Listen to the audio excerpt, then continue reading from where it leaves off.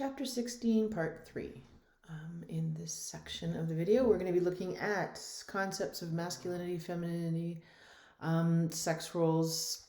Much of this, I think, you've read before, so there'll be a lighter covering of this. And then we're going to be looking at theories of sex differences.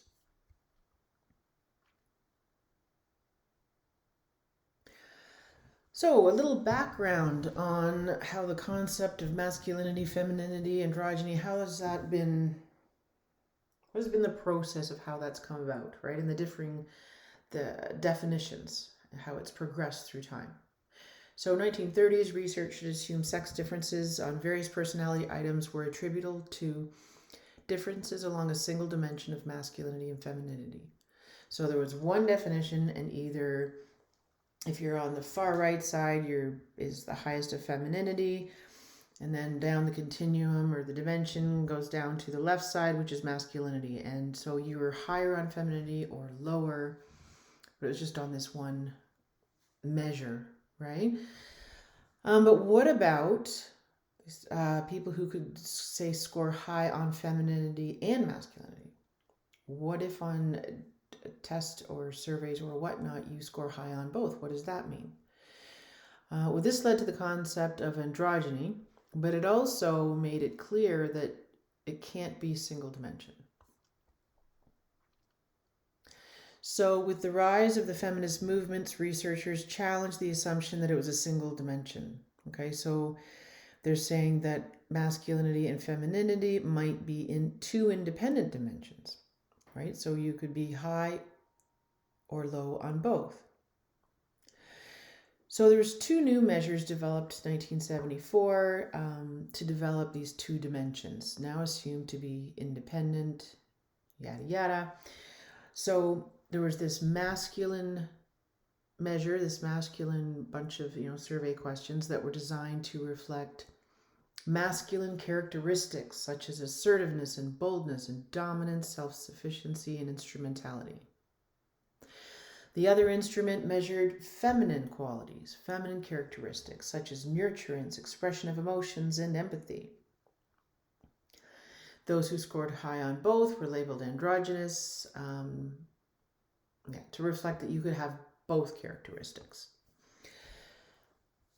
Researchers who developed the measures, they believe that androgyny was the highest or the most developed because it means that you are possessing the most valuable qualities of both. Oops. So, of course, there's many criticisms of these two new measures and the ideas beneath them, right? So first of all, Spence says all of these things that you're measuring, assertiveness, boldness, dominance, self-sufficiency, they're not measuring masculinity. They're measuring personality traits of instrumentality or expressiveness, which would be the femininity, right? So this removes the association with gender. So you are being measured on the dimension of expressiveness, not femininity, which has gender attached to it, okay? Or instrumentality, which is the masculinity dimension. Then Bem says these measures are assessing gender schemas or cognitive orientations that lead people to process information on the basis of sex-linked associations. So what these tests are actually measuring is the degree to which people believe or understand that they're living in accordance with their gender roles. So am I living in accordance with my gender role as a female? Gender aschematic, not use gender in processing of social information. So not using these gender schemas to evaluate or to determine how you behave or what you believe. So looking at masculinity, femininity, androgyny, personality research. Still a hot topic in research, exploring the real life consequences of masculinity or femininity, including the outcomes associated with either conforming or not conforming. So, what happens when people do not conform to the roles that they're supposed to have in society? Okay. One piece of research here: straight men high on idealized notions of masculinity. So, straight men who feel very, very strongly that masculinity is about dominance and instrumentality and leadership and aggression, all of these things, they are more likely to express sexist and homophobic attitudes against those who do not conform, right? Such as this gentleman here who is not conforming to the traditional notion of masculinity, right? Talk a little bit about hegemonic masculinity. So, hegemonic masculinity is those who display this are more likely to display aggressive and antisocial behavior. So, hegemonic masculinity is the notion or the society has determined traditionally what characteristics and behaviors a man should display, right? In order to be masculine, these are what you should be doing. So people who ascribe to that tend to display more aggressive behavior and antisocial behavior. Gender stereotypes, as I said in class, I think we're all fairly clear on gender stereotypes, belief about how men and women differ based on gender schemas that have been developed through experience and socializations, right? So we're going to skip down to the research that is on gender stereotypes, because as I've said, I don't think I need to go over that in too much detail. Research, gender stereotypes. Research is similar across cultures. So, of the studies that have been done on notions of what women should be doing or how they should be behaving, and what men should be doing and how they should be behaving, overall, women are perceived as more communal and oriented towards the group and relationships with others across the world. Across the world and across cultures, men are perceived as being more instrumental, asserting independence from the group. One research, they studied gender stereotypes over 30 countries. Across all, men were viewed as more aggressive, dominant, and persevering. Women viewed as more affiliative, deferent, nurturing, and self-abasing. Overall, men are seen as more agentic and instrumental, whereas women are seen as more communal. And I'm going to remind you again, when you're studying and you see words like deferent or self-abasing or agentic, look them up, please, and know what they mean. Stereotypic subtypes of men and women. So some argue that people do not hold a single gender stereotype. So we don't just have one of men and one of women. This particular study is saying that there's men and there's women, but there's many, many different subtypes, right? So when you think of a man, I'm referring to this study here. There's different stereotypes of men, stereotypes, right? Such as playboy or a cool guy or a career man or a sports guy or whatnot.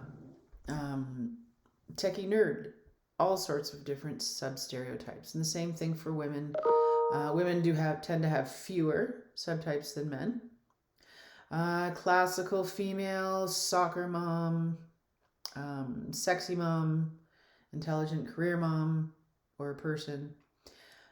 Anyways, the point is people don't have just one gender stereotype. They have many, many. They're still doing research on this. Empirical data is lacking around subtypes and subgroups versus just having one. Looking at gender stereotypes, in relation to prejudice. Gender stereotypes can have an important real-life consequences for men and for women. So what does this look like? The fact that people have these stereotypes and they have these representations of how females should be acting and males should be acting. What difference does that make in our lives? The consequences can damage people in their health, their jobs, odds of advancement, social reputations. It affects people and you in ways that you wouldn't maybe consider at first. So, for example, men are recommended more than women for coronary bypass surgery. What would be the stereotypes behind that? Women experience more workplace harassment, right? Maybe part of the stereotype at the workplace is that men can get away with that. Maybe taking females less seriously in the workplace. Women earn 8% less than men for the same positions. So what's the stereotype behind that? Possibly that women's contributions or work is not as valuable as men's. Women, 24% more likely than men to experience discrimination. Here's one piece of research where preschool children receive less favorable evaluations by adults when they display qualities and behavior that are inconsistent with gender stereotypes. So even in the preschool level, perhaps when young girls are behaving or playing with toys that are traditionally boys, and vice versa, maybe boys playing with dolls, they receive less favorable evaluations by the adults. It's less approved of, right? Hostile sexism, discrimination, overtly hostile, negative stereotype of women as inferior to men. So hostile sexism is when people have these gender stereotypes and they're actually hostile about it. Toxic masculinity, negative consequences of strict and traditional definitions of masculinity. So we hear a lot about toxic masculinity, to the point where the damage that is done to boys and men by teaching them that things like, say, men are not supposed to cry, men are not supposed to show emotion, men are not supposed to be displaying behaviors and emotions that are traditionally female or feminine, and the pressures that puts on them and the damage, the mental health implications of that. Although this has changed quite a bit over the past years, it's still very much woven into our society. Lastly, gender identity. Again, I think, and with the discussion we had in class, this is something that the class was quite familiar with. So gender identity, whether your deeply felt inherent sense of being a man or a woman. Do you identify as male or do you identify as female? And then it talks a little bit about transgender, right? Gender dysphoria. So gender dysphoria is actually, it is in the DSM-5 as a mental diagnosis, and it's in there with the criteria that one's assigned sex causes significant stress or impairment in one or more life domains. It is in the DSM-5. Part of the reason it's in there is because having the diagnosis helps members of the community access mental and physical health services. So because it's there, you can have this diagnosis, and because you have that, you have access to, say, counseling or other types of supports that you may need. The other side of that is that some argue that having it in the DSM-5 perpetuates stigma and discrimination.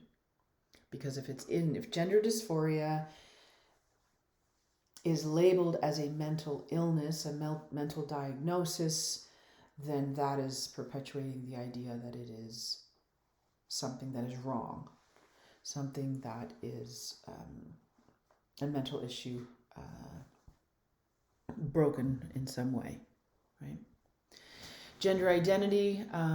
So they looked at one study looking at transgender children. They look at part of the reason we're looking at a particularly young age group is the idea that the results that you get from children when they're very young, you're catching them before they've had a lot of the socialization, right? So perhaps it points more to biological factors. So they studied 32 transgender children who were presenting themselves as the gender they identify with. There was 32 children aged 5 to 12. They measured gender identity and they measured gender role performance. And what they found was trans children displayed patterns of cognition and behavior, the thoughts and feelings and behaviors that they displayed was consistently in line with that gender that they expressed. So they genuinely identified with the opposite gender and there was no confusion at all. Right? They authentically felt and identified as that gender. So that points a little bit to a biological underlying, right? Underpinning around gender identification. That is the end of part 3. I think I'm going to stop here and make a separate video for part 4 because that may be longer and we're at 16 minutes. So I will see you in the next video.